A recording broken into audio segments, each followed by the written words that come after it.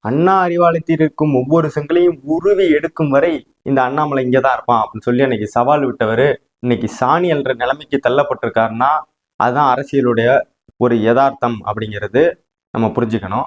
அண்ணாமலை அவர்கள் தொடர்ந்து திமுக அரசு மேல பல்வேறு குற்றச்சாட்டை சொல்றாரு.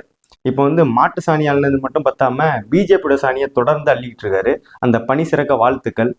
மோடி அவர்கள் அங்க பேசும்போது சொல்றாரு, நம்ம தமிழ்நாட்டுல திமுக அரசு பீகார் உழைக்கும் மக்களை துன்புறுத்துகிறோமா. நம்ம என்ன துன்புறுத்துகிறோம்?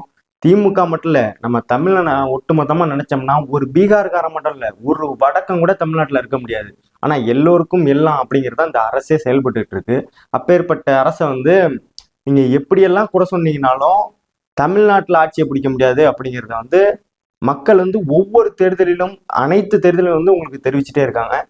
இருந்தாலும் உங்களுக்கு புரிய மாட்டேங்குது அப்படிங்கிறதான் உண்மை. அண்ணாமலை அவர்கள்லாம் கனவுல நினைச்சிட்டு இருக்கிறது போல திமுக ஒன்றும் தீபாவளி பட்டாது கிடையாது. ராக்கெட் லாஞ்சர் கனவுல கூட தொட்டுறாங்க.